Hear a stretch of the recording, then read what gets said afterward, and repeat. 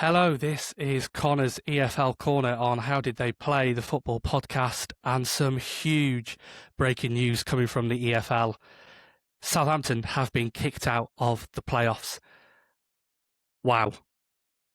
I'm in absolute shock and disbelief. I really did not think that's the decision the EFL would come to. It's a massive decision that they've had to make, and that certainly is not what I expected to come from this. It's just come out. They have been expelled from the playoffs. The playoff final now will still take place on Saturday, the 23rd of May. But now it will be Middlesbrough taking on Hull for a chance to gain promotion. Now, Southampton have been kicked out. They've also been given a 4-point deduction for next season's championship season. However, they do still have the right to appeal this decision. And according to reports I'm seeing from sports journalists on Twitter, they have every intention of appealing this decision, with then another decision apparently to be made tomorrow. Surely the EFL won't change their mind in that time. They won't have given the ruling today, you're out the playoffs, 4 points deduction, and then get an appeal and go, oh, actually, yeah, we were wrong when we were a bit harsh. Yeah, we'll put you back in. This is a huge, huge story. Absolutely massive for Southampton in terms of where they want to get to. Even bigger for Middlesbrough, who now have the chance to gain promotion to the Premier League. I'm aware they've still been training ever since the playoff semi-finals took place in the belief that they would get that opportunity to be in the playoff final. And the Hull fans who thought they were playing Southampton now are going to be playing Middlesbrough. If this appeal does happen, can it be resolved that quickly and by tomorrow? Or will they have to delay the playoff final taking place? Who knows? This is an unbelievable story, groundbreaking in terms of I've never known anything like this in my lifetime at all. Will there ever be anything like this again? Probably not. This is colossal. So Southampton have been kicked out of the Championship playoffs, and it will now, or should now be, Middlesbrough versus Hull in that playoff final on Saturday, providing Southampton's appeal doesn't then change the decision that the EFL have already come to. As we approach playoff finals weekend, I'm going to be bringing you up to speed with all of the events, all of the drama, all of the goings on in the EFL as we reach these playoff finals. And realistically, there's only one place that I can start, and that's in the Championship.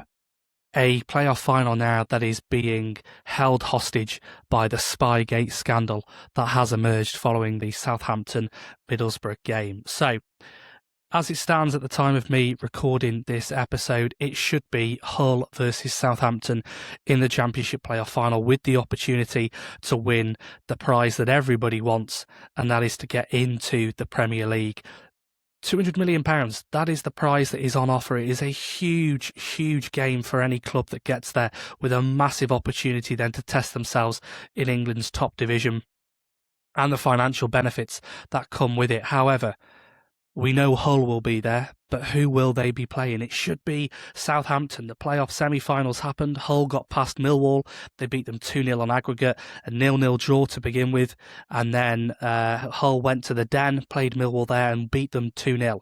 Huge, huge surprise, really. I think a lot of people, including me, fancied Millwall to wrap that up then at home and to take the win and get themselves to that Wembley playoff final. But it was Hull that ended up doing the job.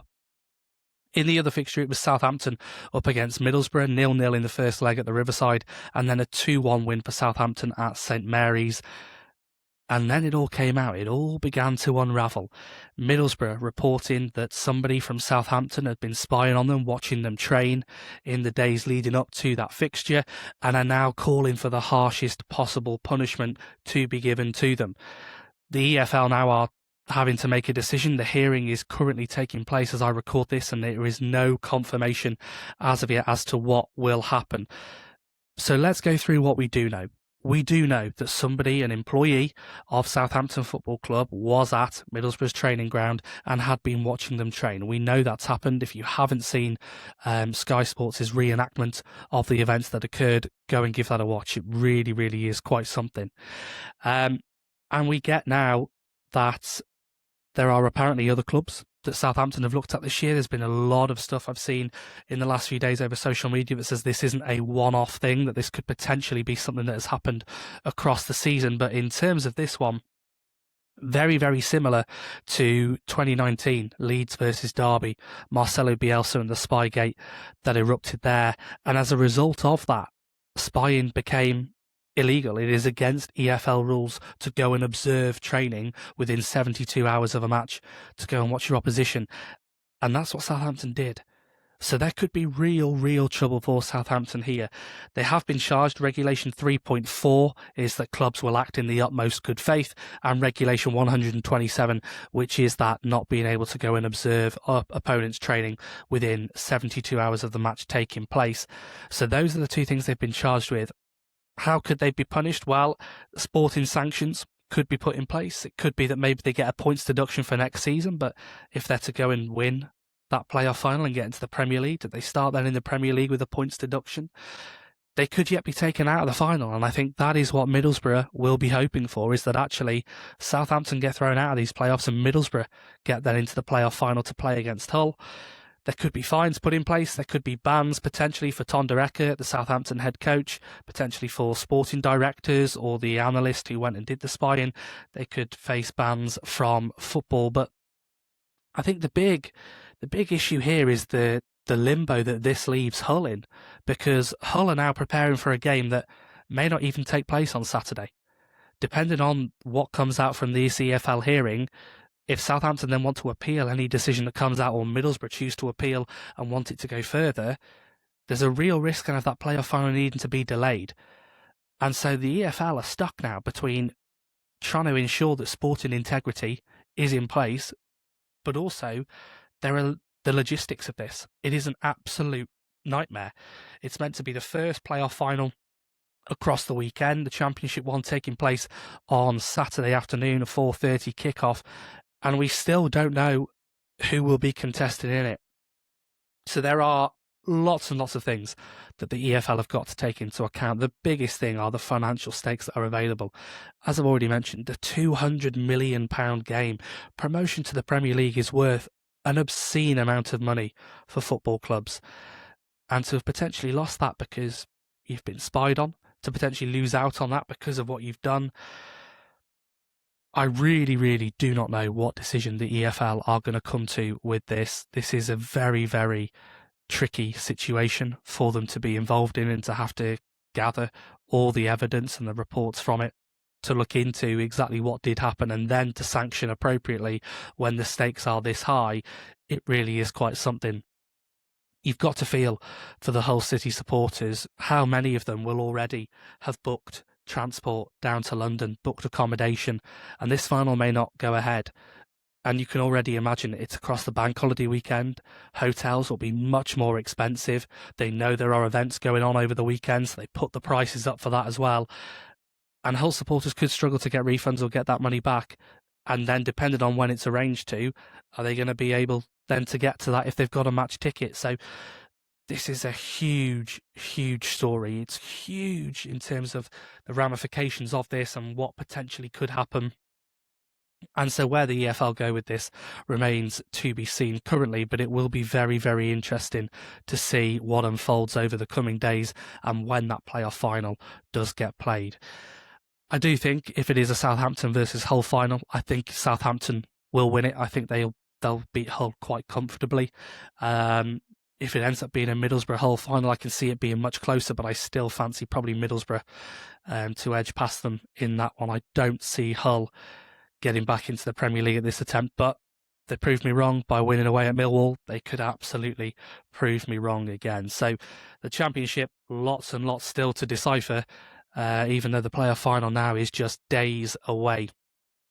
Moving into League One then, looking to gain promotion into the Championship. It is a Bolton Wanderers versus Stockport County final. A huge game for the north of England, with two sides there battling to win that promotion. Bolton got past Bradford 2-0 on aggregate, 1-0 wins home and away for them, and did it fairly comfortably. I don't think Bradford really made too much of a meal of it for them. They managed to get the goals and seal that victory and get them into the playoff final. Stockport, 3-0 aggregate win over Stevenage in the end, 1-0 away from home. A very late goal in that game to win the first tie, which is always going to give sides a huge boost going into that second leg. And then 1-0 up already at home, and they win the home game 2-0. Stevenage, a shock really to get into the playoffs. Had a really, really good season under Alex Ravel, but Stockport did prove to be too much for them in the end. So it'd be interesting to see how that one plays out. That's 1 o'clock on Sunday afternoon, just before the final round of Premier League fixtures takes place. I quite fancy Stockport to win that and get up to the Championship. I think Dave Challoner has done an unbelievable job there. And the really crazy stat around Dave Challoner is, you've probably seen it all over social media previously, is in any full season in management, he has never finished outside of the playoffs. He is the man to get in if you want to get a playoff place. And so Stockport will be hoping now that he can take them over the line and get them into the Championship, which I think they will. I think Bolton have got a good side, some really, really good players in there. Mario Cozier-Dewberry has had a fantastic season at the club and his loan spell there. But I just think Stockport will nick it on the day. So again, another one interesting to see how that eventually turns out. Into League Two then, where on Bank Holiday Monday, a 3 o'clock kick-off sees Notts County play Salford at Wembley for the opportunity to get themselves into League One. Notts County come into this fixture after a 1-0 aggregate win over Chesterfield. They won the first leg away from home by 1-0 and managed to get a 0-0 draw at home to see them through. Chesterfield will be absolutely gutted with that. They had a penalty early on in that first leg, which was struck against the post. And so then to only lose the whole tie by just 1 goal will be gutting for them. And they will look to bounce back and go again next season in League Two. I think once again they'll be a force and they'll be up there. And then Salford, who managed to get past Grimsby 4-3 on aggregate. They got themselves a 2-1 win away from home in the first leg and then a 2-2 draw back at home in the second leg. That tie going to extra time before that Salford equaliser, which gave them the win on aggregate. I think this could be a really, really good game. I think both sides will certainly have opportunities. I think it'll be a game full of chances, but I do think Notts County will get past Salford. Salford obviously will be absolutely desperate to go up. They sort of ran up through the ranks very, very quickly through non-league when the class of 92 became involved and took over the club, and then they've stuttered and they've stayed in League Two for a number of years now. So are wanting to push themselves and get to that next level, but I think Notts County will just probably have about too much for them. And they've had a pretty good season really under Martin Patterson as the manager there, who will now be looking to guide the club back into League One. And then we go to the National League. The National League Playoff Final has already taken place. We've spoken many times on this podcast about the race for the league title, which York City obviously eventually won, which meant Rochdale then needed the playoffs. And Rochdale got to the playoff final. And at Wembley, they were 2-0 down to Boreham Wood as we hit the 70-minute mark and looked like they were going to lose the opportunity to get themselves into League Two. However, they then pulled 1 goal back, and then, like Rochdale have done so many times this season, in the 97th minute, Emmanuel Desarouve once again scores the goal that equalises for Rochdale and takes the tie then to extra time. Go through extra time, it's still 2-2, and Rochdale end up winning 3-1 on penalty. So Rochdale back into League Two, and absolutely deservedly so after the season they've had. Unbelievable to get that many points in the National League and not go up as champions and already be up is astonishing. They are, from what they've posted on their social medias, both Rochdale and York, very much still back in the 3-up, which I think absolutely needs to happen. There needs to be that second place going up automatically to League Two as well, and taking a third one down from League Two. We've seen in the last few years the jump from the National League to League Two isn't as big as people think it is. Lots of clubs that go up then do well the year after and are able to survive in League Two, and even some of them go straight up. Look at Bromley. They've just won League Two. They were only playing in the National League a couple of years ago. So absolutely, I think the 3-up is something that needs to be put in place and needs to happen. But huge congratulations to Rochdale now for getting themselves into League Two. As expected, at the end of a season, there are a number of managerial changes that get made. The managerial merry-go-round will be in full swing, I think, this summer. And already we've seen some big outgoings and incomings at various EFL clubs. Watford have once again parted company with a manager.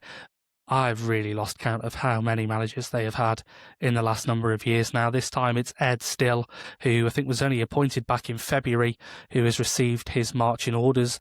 No appointment has been made yet as to who the next Watford head coach will be, but lots of rumours linking Russell Martin with that role, so whether he gets that remains to be seen. Blackburn have lost Michael O'Neill as their manager. He came in managing both them and the Northern Irish national team. Blackburn wanted to keep him on permanently, but he has decided instead that he's going to continue his role as the manager of Northern Ireland and step down from his role at Blackburn. So Blackburn now looking to build on avoiding relegation from the Championship this season and look to bigger and better things under the reins of a new manager. Huddersfield have lost Liam Manning. He's stepped down from his role due to personal circumstances and personal reasons, so they now look for a new manager to begin next year's League One season with. In terms of incomings, lots of clubs have appointed new managers as well. Barnsley, Conor EFL announced that he was leaving at the end of the season, and they have reappointed Daniel Stendel as their manager. Stendel took them up from League One a few years ago into the Championship before losing his job, and he now returns as they seek promotion back to the Championship again next season, I'm sure. Lee Grant, who began this season as the Huddersfield manager and was then sacked. He's now been appointed as the manager at Walsall to replace Matt Sadler, who was sacked a few months ago. Be interesting to see what he does there. Huddersfield didn't really work out too well for him, so an opportunity now for him in League Two to try and build something with Walsall. Matt Taylor has been appointed the permanent manager at Exeter once again. He took over on a temporary basis towards the end of the season as he tried to preserve their League One status. He did not succeed though. Exeter have been relegated back down to League Two, and he now is going to take the role back on a permanent basis there. And then Northampton, they were relegated from League One. They have appointed Chris Hogg. This will be his first managerial role. He's worked as an assistant manager of a number of clubs. He has worked with Liam Manning, that we mentioned earlier, previously as his assistant, but has never had a number one job before, so it will be interesting to see how he fares in that capacity with Northampton in League Two. And then finally, some managerial news from Shrewsbury Town. I've just seen before I've recorded this, Gavin Cowan, the head coach, Dave Edwards and Jamie Haynes as assistant managers have all signed new deals with the clubs through until 2028. Originally, they'd signed 18-month deals when they were appointed, but now they have signed an extension to that, and their contracts will now run until 2028. So, lots going on in the EFL as always, and I'm sure we'll be covering in some of our World Cup episodes the EFL players that are heading to the World Cup and looking to light up that tournament this summer. In the meantime, managerial changes will absolutely be taking place at a number of other EFL clubs.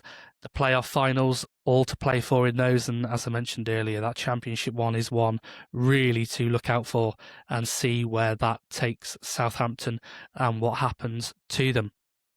Thanks very much for listening. Take care.